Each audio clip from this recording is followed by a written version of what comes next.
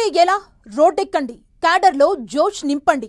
ఇంట్లో కూర్చుంటే టికెట్ రాదు, జనాల్లో తిరిగితేనే సీటు పక్కా అంటూ పార్టీ లీడర్లకు స్ట్రాంగ్ ఇండికేషన్ ఇస్తోంది బీఆర్ఎస్ అధిష్టానం. పార్టీ కార్యక్రమాల్లో యాక్టివ్గా ఉంటున్నదెవరు? ఎవరు సైలెంట్గా ఉంటున్నారు? ఏ నేతకు క్యాడర్లో ఎక్కువగా అటాచ్మెంట్ ఉంది? ఎవరు సోషల్ మీడియాకి ఎక్కువగా పరిమితమవుతున్నారన్న అంశాలపై ఫోకస్ పెట్టారట పార్టీ పెద్దలు. జిల్లాల నుంచి వస్తున్న ఫీడ్బ్యాక్తో మౌనంగా ఉంటున్న లీడర్లను కథన రంగంలోకి దించే ప్లాన్ చేస్తున్నారట. అసలు గులాబీ పార్టీలో ఇంకా యాక్టివ్గా లేని నేతలెవరు?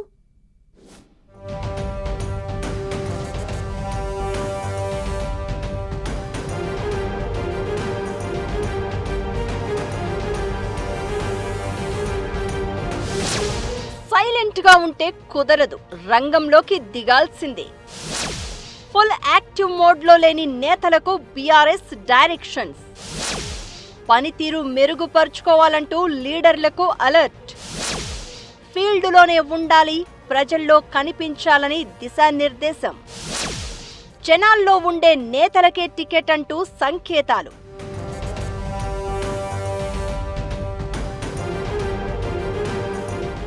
ఆ ఇద్దరు చూసుకుంటారు, బాస్ బయటకి వస్తే గెలిచిపోతాం. ఇదే ధీమా చాలా మంది బీఆర్ఎస్ నేతల్లో ఉందట.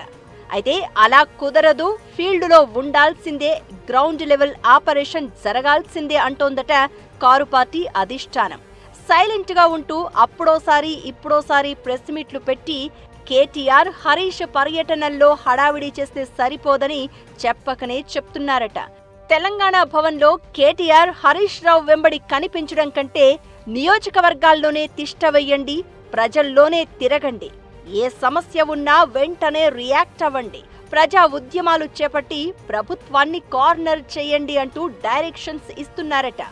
కాంగ్రెస్ ప్రభుత్వ తీరును ఎండగట్టడానికి బోలెడు సమస్యలు ఉన్నాయంటున్న బీఆర్ఎస్ అగ్రనేతలు ఎక్కడికక్కడ ఎజెండాను ఫిక్స్ చేసుకుని పోరాడాలి అని మాజీ ఎమ్మెల్యేలు, మాజీ మంత్రులకు, టికెట్ ఆశిస్తున్న నేతలకు క్లియర్ కట్ గా చెప్పేస్తున్నారట.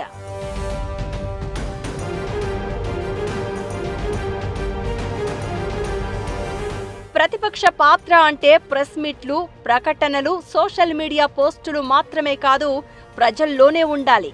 ప్రజా సమస్యలపై క్విక్ గా రియాక్ట్ కావాలంటూ పార్టీ నేతలకు డైరెక్షన్స్ ఇస్తోంది బీఆర్ఎస్ అధిష్టానం.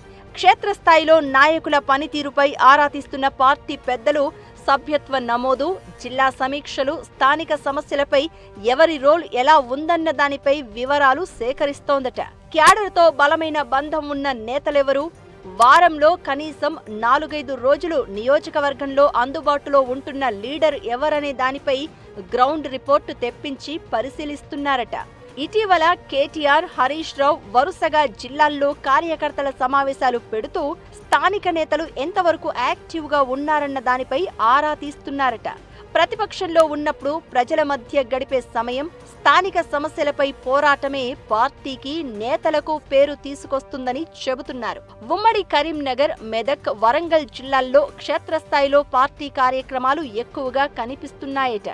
మిగతా జిల్లాల్లో కూడా అదే స్థాయి చురుకుదనం రావాలనే అభిప్రాయం బీఆర్ఎస్ అధిష్టానంలో వ్యక్తమవుతోందట.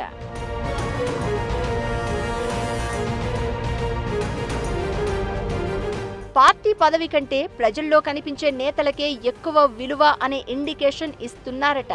నియోజకవర్గ పర్యటనలు, స్థానిక సమస్యలపై పోరాటాలు, యువతతో సమావేశాలు, సోషల్ మీడియాలో చురుకుదనం, వీటన్నింటినీ బట్టి నాయకుల పనితీరును అంచనా వేయాలనే అభిప్రాయం బీఆర్ఎస్ శ్రేణుల్లో వ్యక్తమవుతోందట. నాయకుడు కార్యకర్తలకు అందుబాటులో ఉంటేనే ఆయనకు పేరు రావడంతో పాటు పార్టీ బలపడుతుందని దిశానిర్దేశం చేస్తున్నారట అగ్రనేతలు. ఇదే సమయంలో యువ నేతలకు మరిన్ని బాధ్యతలు ఇస్తే ఎలా ఉంటుంది? ద్వితీయ శ్రేణి నాయకత్వం బలోపేతం కోసం ఏం చేయాలనే దానిపై పార్టీలో చర్చ జరుగుతోందనే టాక్ వినిపిస్తోంది. సభ్యత్వ నమోదు పూర్తయ్యాక జిల్లా, నియోజకవర్గ స్థాయిలో సంస్థాగత మార్పులు ఉంటాయని క్యాడర్ ఎదురు చూస్తోంది. పార్టీ పునర్వ్యవస్థీకరణ నేపథ్యంలో బీఆర్ఎస్ హైకమాండ్ ప్రత్యేకంగా ఆపరేషన్ మిస్సింగ్ లీడర్స్ కార్యక్రమాన్ని చేపట్టింది అని తెలుస్తోంది. పలువురు బీఆర్ఎస్ మాజీ ఎమ్మెల్యేలు, మాజీ మంత్రులు ఇప్పటికీ ఫుల్ యాక్టివ్ మోడ్లోకి రాలేదట. అప్పుడప్పుడు పార్టీ సమావేశాల్లో పాల్గొనడం తప్ప నియోజకవర్గంలో ఎక్కువగా అందుబాటులో ఉండట్లేదట. ఇప్పటికీ చాలా మంది ముఖ్య నేతలు, టికెట్ ఆశావహులు స్ట్రీట్ ఫైట్ కంటే స్టేట్ క్యాపిటల్లోనే ఉంటున్నారట. అందుకే బీఆర్ఎస్ ముఖ్య నేతలు అన్ని నియోజకవర్గాల్లో లీడర్లను ఫుల్ యాక్టివ్ మోడ్లోకి తెచ్చి ఇప్పటి నుంచే ఎలక్షన్ ఫైట్ను సీరియస్ స్టేజ్కి తీసుకువెళ్లాలని భావిస్తున్నారట. సైలెంట్గా ఉంటున్న లీడర్లు బీఆర్ఎస్ అధిష్టానం డైరెక్షన్స్తో ఇప్పటికైనా పూర్తిగా రంగంలోకి దిగుతారా, లేక పార్ట్ టైం పాలిటిక్స్కే పరిమితం అవుతారా అనేది వేచి చూడాలి మరి.